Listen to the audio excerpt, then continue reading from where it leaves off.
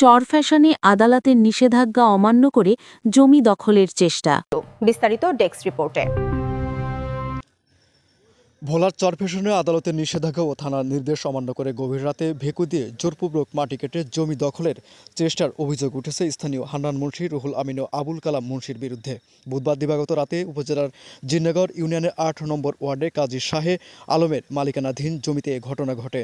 জানা গেছে, চরফ্যাশন দক্ষিণ আইচা আঞ্চলিক মহাসড়ক সংলগ্ন শাহে আলম কাজীর ক্রয় সূত্রে মালিকানাধীন ও দীর্ঘদিন ধরে ভোগ দখলে থাকা প্রায় ১২০% জমি নিয়ে দীর্ঘদিন ধরে বিরোধ চলছে। ওই জমি বেদখলের উদ্দেশ্যে ৪ ফেব্রুয়ারি রাত আনুমানিক ২টার দিকে অভিযুক্তরা ভেকু মেশিন এনে মাটি কেটে পুকুর খনন কাজ শুরু করেন।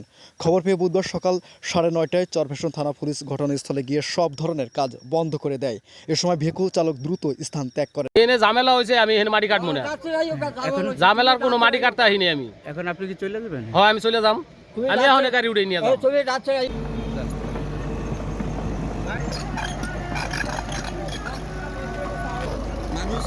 ভুক্তভোগী শাহে আলম কাজী অভিযোগ করে বলেন, স্থানীয় সালামত উল্লাহ মুন্সি জীবিত থাকাকালে জাল দলিল তৈরি করে জমিটির মালিকানা দাবি করেন। এর মৃত্যুর পর গত ৫ আগস্টের পর থেকে তার ২ ছেলে ও ভাই মিলে জমিটি দখলের অপচেষ্টা চালিয়ে আসছেন। তিনি বলেন, আদালতের স্পষ্ট নিষেধাজ্ঞা থাকা সত্ত্বেও তারা রাতের অন্ধকারে মাটি কেটে জোরপূর্বক জমি দখলের চেষ্টা করেছে। গত রাতে একটা সময় আছে, আমরা তো সব রাত্রে দেখি মসজিদ করতে খুঁজছি। একটার সময় আসে এই ফার্স্টের এক লোক খবর করছে আমাকে বাউন্ডারিতে মাটি কাটে।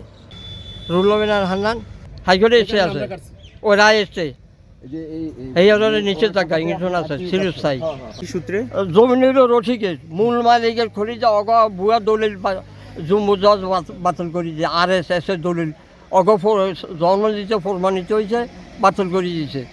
এগুলো ইয়ার দ্বারও আছেন না, 18 বছর মালমোটা ঘুরেছে। গত 2001 সালে ফালন আমার জমিও নামতো নাজির আমলে।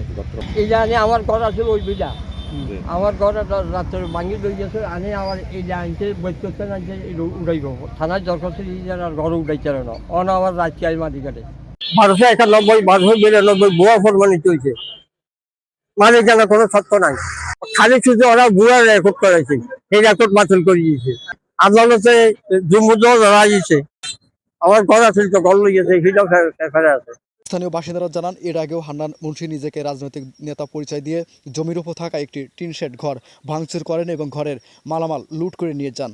তবে অভিযোগের বিষয়ে হান্নান মুন্সি দাবি করেন, বাউন্ডারির ভেতরে তাদের নিজস্ব জমি রয়েছে এবং সেই জমির মাটি তারা কেটেছেন। তবে পুলিশ ঘটনাস্থলে আসার পর আইনের প্রতি শ্রদ্ধা জানিয়ে আপাতত কাজ বন্ধ রাখা হয়েছে বলেও জানান তিনি। আমরা আব্দুল হান্নান, আমাদের এই জমাটা 14 একর নিয়ে এই হাইকোর্টে একটা মামলা হয়েছে। মামলাটা হয়েছে, আমাদের মামলাটা হলো সালাম কাজী, তারা গতকালকে মাটি কাটছে। এই সুবাদে আমরাও মাটি কাটছি। এখন থানার থেকে লোক আইছে, ওনারা বলছে যে বৈশাখীটা ফয়সালা করে দিবে, সেই সুবাদে আমরা কার্যক্রম বন্ধ রাখছি। আজকে সিদ্ধান্ত হয়েছে, আমি আইনের প্রতি শ্রদ্ধাশীল রেখে আমি কাজটা বন্ধ রাখছি। আমরা চাই যে বসার মাধ্যমে এটা একটা সুষ্ঠু সমাধান হোক।